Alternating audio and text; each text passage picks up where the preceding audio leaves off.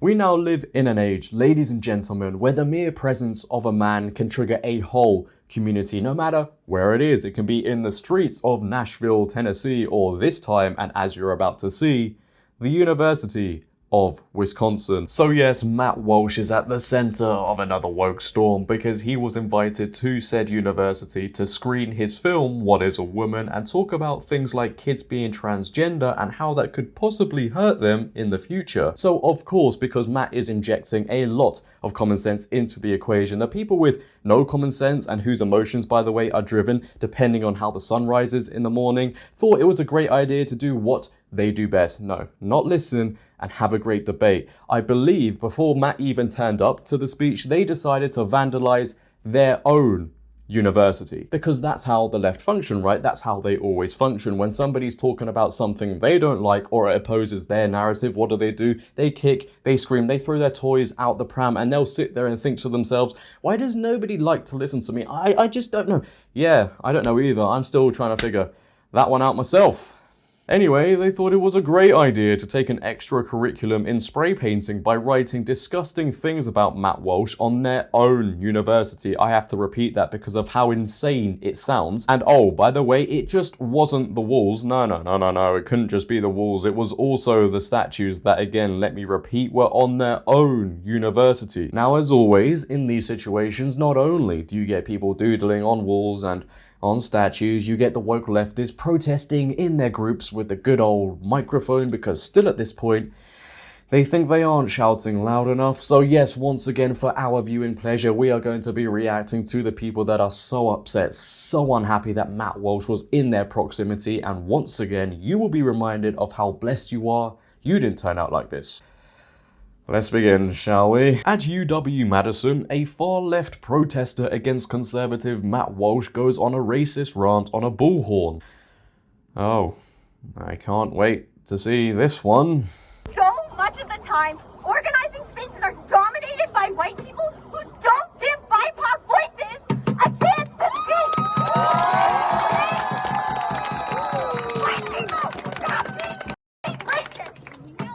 All of you, I don't care. It's ingrained in me. I'm not white. It's ingrained in all of us. But white people, you need to realize your positionality. You need to realize the space you take up. And you need to realize how hard it is every single day for BIPOC people, especially at this institution, okay? You know, there is so much I could just say about that one clip, but there's only one point I really have to make that shows the whole hypocrisy in this. She stood there shouting, almost in tears, because of apparently how bad white people are, and around her are white people clapping. How conditioned does one possibly have to be to stand there and listen to somebody with a microphone degrading your own race, and your reaction is to, oh well done, no, I completely agree. This just shows you these people don't even realize what they're fighting for and ultimately how lost they truly are. However, if you thought that was bad, my friends, oh no, I don't even have the words for this next one. I'm just going to let the clip play, right? And then I'm going to tell you how I really feel about this. And boy, I don't even know where to begin.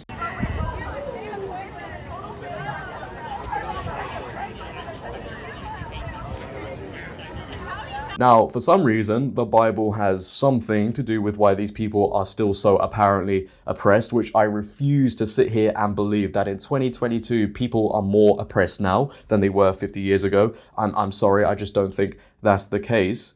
But let's all agree now, right, that the Bible is the only holy book this would ever happen to. Let's create an imaginary scenario right now. Imagine if one of these people got a flight to a Muslim country, right? They saw something they didn't agree with. They felt angry. So what did they do? They get the Quran and sit in the middle of the road, tear up pages and start eating it. Do you think they would get away with it? If you're a leftist watching right now, do you think you would get away with it? No. There would be uproar. Absolute carnage. The West, however, has decided, in their new progressive movements, to absolutely degrade religion to the point where this is now allowed. How did we get to the point where the Holy Bible, a holy book, which has a lot of traditions, valuable lessons, something that's so precious, how did we get to a point where that's now a microaggression? Tell me, how did we get to a point where religion is a microaggression, where praying is a microaggression? I'm sat here not saying anything because I don't have the answer. Do you? These people will sit there in their own campus and eat pages of the Holy Bible like it's literally like their Last Supper. And people will be like, no, it's fine, it is the Bible. We don't have to do anything. That's crazy to me. That's absolutely insane. Because I can guarantee you there'll be some Christians out there in the world watching that and feeling absolutely outraged. That is borderline, I would say, is a hate crime, is it not? Oh, but no, it's Christianity and it's Western, so we don't want to talk about that. But we don't stop there, because it just never stops there, does it? No. A woman, which, by the way, I don't know if she's a teacher there, she might be, but who really cares at this point, she decided to stand up and say she is with the Madison Abortion and Reproductive Rights Coalition for Healthcare, and she shouted, get this, she shouted that the UW campus chased off, I can't say that word, but I think you can kind of imagine what it is. And I'm here with the Madison Abortion and Reproductive Rights Coalition for Healthcare.